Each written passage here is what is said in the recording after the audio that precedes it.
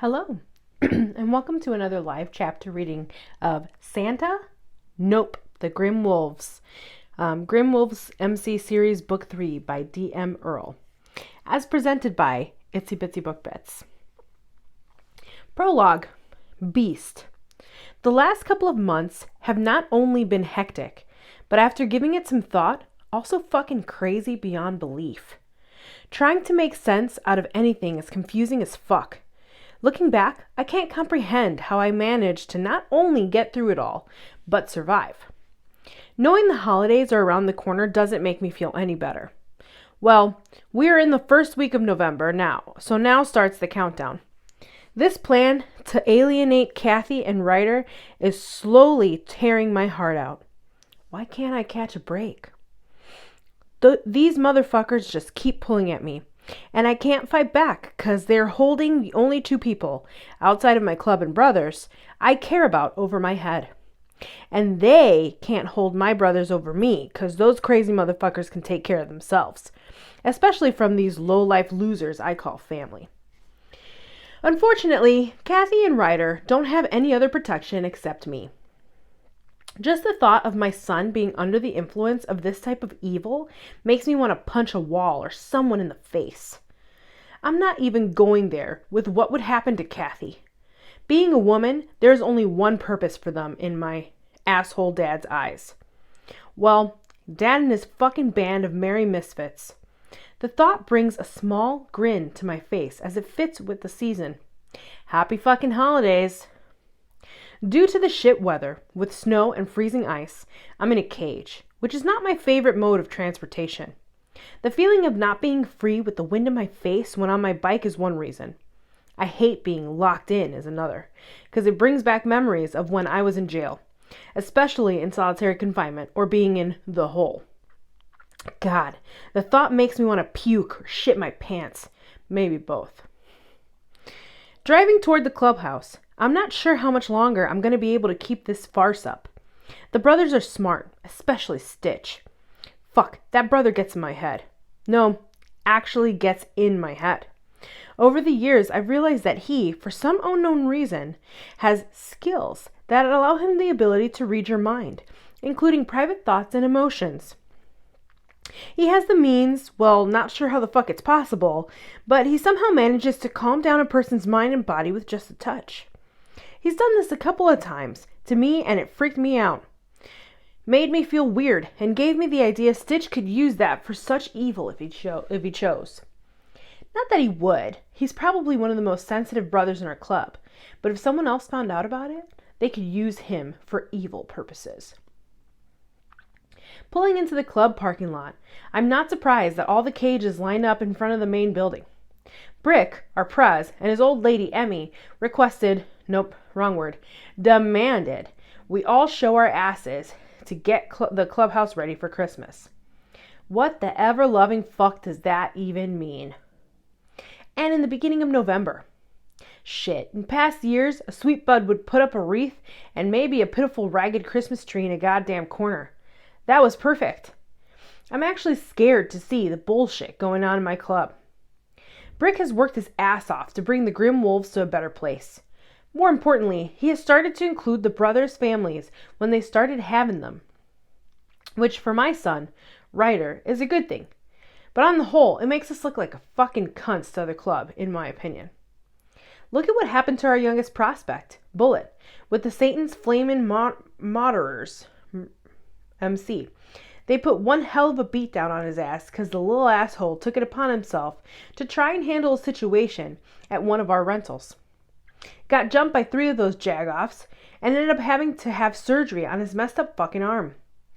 That club has been a thorn in our asses for a long time, but even more now because Stitch is with one of their members, old ladies and kid. Well, that's not the only reason, and I know what the other ones are. That in itself is another story. Taking a minute to clear my head the best I can, I reach down and open my cage door. Might as well get this bullshit over with so my day can start. Well, nothing's mine anymore. I'm being pulled by 2 forces, and I'm not sure which side will fucking win. Chapter 1. Brick. Sitting behind my desk, Trying to ignore all the fucking festive chatter, singing, and decorating going on in the middle of my goddamn clubhouse is annoying the ever-loving shit out of me. When did the Grimm Wolves become such motherfucking pussies? Bad enough a tree, but this year, with all the old ladies and sweet butts in charge, the whole club is gonna look like a freaking fucking show. And to top it off, it's the first fucking week in November, so I'm gonna have to look at this shit for what? Like 2 months? Shoot me the hell now. Reaching for a cigarette, I realize I don't have any as my old lady hounded me until I quit. It's been almost a year, if I remember right. So with no other option, I reach into my bottom drawer and grab the Jack Daniels. It's the only way to go when I need to clear my head. Just as I start to pour, a firm knock on the door startles me and my hand shakes, allowing precious Jack to spill on my desk. Fuck! Come in, motherfucker! The door swings open and in walks Stitch. Of course, this son of a bitch would know I'm hiding out from all the joyous festivities. His ability to get in people's heads, especially mine, still freaks me out, even after all this time. While the thought runs through my mind, the same ability has saved the club and brothers over the years. Prez, what are you doing holed up in here when everyone is out there getting their Christmas fix on? He winks my way as he raises an eyebrow, letting me know he already knows why I'm not out there. Flipping him the bird, I glare in his direction as I lift my tumbler, taking a huge drink while I assess the behemoth in front of me. Stitch is huge, scarred, and has frightened many children. Well, shit, he has already done that, scaring kids. But he also wears his damaged heart on his sleeve.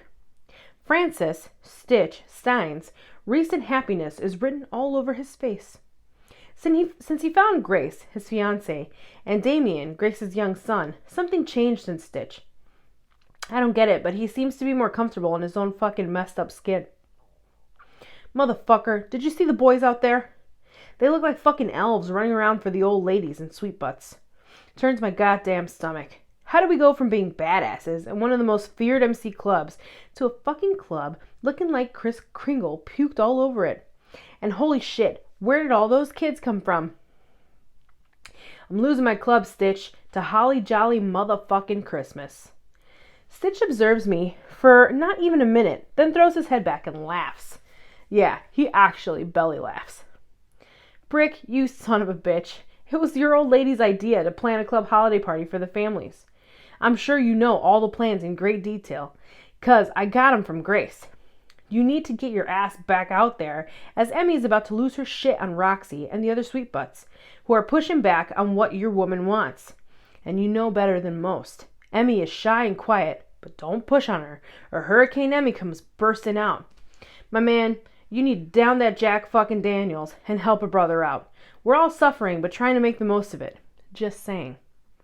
Stitch turns and strolls out, slamming the door shut. Taking a huge swallow of Jack, I let the amber liquor do its job. With all the bullshit life is throwing my way, I need something to take the edge off. Sitting back, I enjoy my drink, trying to ignore the chaos that's happening right outside my door. Better to ignore it than piss off the club, not to mention my old lady, with my attitude. This is one holiday I can do without, but that isn't happening anytime soon. Looking down, I start to go through the papers on my desk, trying to reorganize the mess into something more manageable. I'm so absorbed in what I'm doing, I never heard the door open or that someone was in my office until Emmy's hand runs down my shoulder to my back. I'm startled and accidentally knock her hand away hard. Papers go flying in the air as my hand comes up automatically, reaching for the unknown threat in my office, giving no mind that no one would be able to get past the brothers in the main room.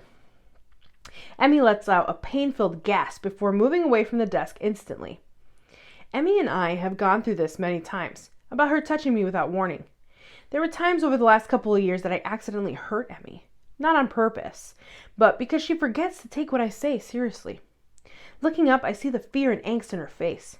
I also see pain, while she starts to tremble. Realizing the hand I knocked away is her damaged one, I tentatively approach her, hands up. Emmy, please let me see. Did I hurt you? Oh, Emmy, come on, sugar, show me.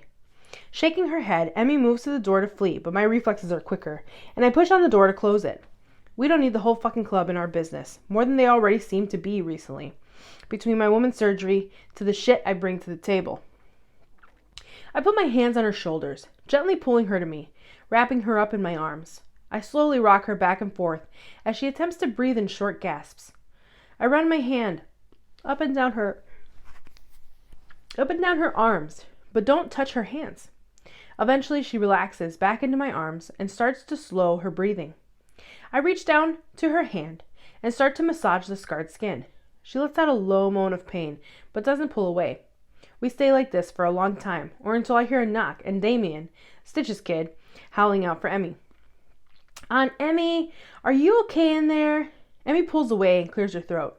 She looks over her shoulders to me, eyes wide. I goddamn knew that kid was like Stitch somehow. Fuck, just what I need. Another fucking empath in my club. Damien, I'm okay. Uncle Brick and I are just talking. Go help the others and I'll be out in just a little while. I got a surprise for you, so hang tight, okay? We wait, as in my mind's eye I can almost see the kid as he hesitates at the door. After what seems like forever, we hear the little man's footsteps heading away from the door. I turn Emmy to me. Looking into her hazel eyes, I feel all my pressures fall from my shoulders. She is my serenity and saving grace in my totally fucked up life. Something about her calm presence always relieves me of all my problems and stress. I just pray I'm doing the same for her.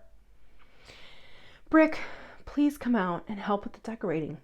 Everyone is waiting on you, and the guys are acting like a-holes to all of us. My mouth twitches at her wording. Emmy doesn't swear much. This means she's really pissed off.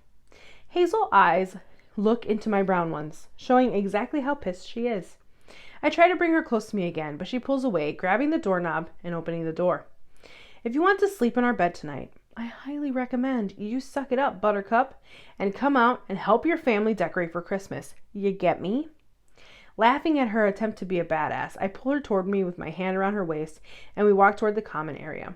Emmy and I laugh, seeing what everyone's up to. Garland is wrapped around some brothers, and others are walking with ornaments hanging on and off of them. The kids are having a blast, but from the glares received, I know some of my brothers are not enjoying decorating for the new annual Grimm Wolves Christmas season. I pray to God I'll be able to survive yet another change Emmy brings into my life. A life I know is better for having her in it. Chapter 2, Stitch. As I lean against the wall by the front door, I watch Brick, Prez, walking through the utter chaos of the Grimm Wolves, trying to decorate the clubhouse. That was after Emmy had the sweet butts clean the entire place. It's sparkling and smells like a forest of pine trees. Totally not what a typical biker club smells like. Watching Brick and listening to his mind's craziness, I realize something is wearing on our Prez. He's here in body, but his thoughts are somewhere else that even I can't find. And that's saying a lot. Not making sense of my friend's thoughts, I walk to Grace, who's assisting Damien and the young children with stringing popcorn for the two damn Christmas trees that are waiting to be decorated. As my eyes drift around the room, I laugh out loud, seeing chains covered in garland that the kids put all over him. He's smiling down at a beautiful little girl, putting a glitter bow, which should be hanging off a door, around her little neck. Her innocent laugh echoes through the huge room, thinking that she's one of the sweet butts' daughters, but not for sure. Shift into the first huge evergreen. I see Fury lifting up first one, then the other, of two boys as they each place ornaments on the tree. He reaches down, gently putting them down. Then the little Helians run into a huge bin and pull out more ornaments and skip back to my brother, so he can lift them up high to where the boys point and they can hang the ornament. Usually, Fury's looks can scare a hardened criminal to shit their pants, but something is different about him lately. As I'm trying to understand, a beautiful bombshell walks straight to Fury. He leans over, and they exchange a kiss hot enough to start said tree in front of them on fire. Neither of the boys seems shocked at the PDA, so I'm assuming it's quite common at their presence. Thinking that is what is different with him. When Fury lifts his head, as if he can feel me watching, his eyes fixed to mine. In my mind, I can hear his voice telling me to mind my own business, asshole. What happens next shocks the shit out of me. As he as he shares a huge grin with me. Then he turns his attention to the kid in his arms and the other at his side. I don't ever remember seeing Fury stare such a look and smile with any of the club brothers. He's a great VP, but kind of reserved and very private. Damn, I guess miracles do happen. All right, that's all we have for today. I hope you guys enjoyed the chapter reading.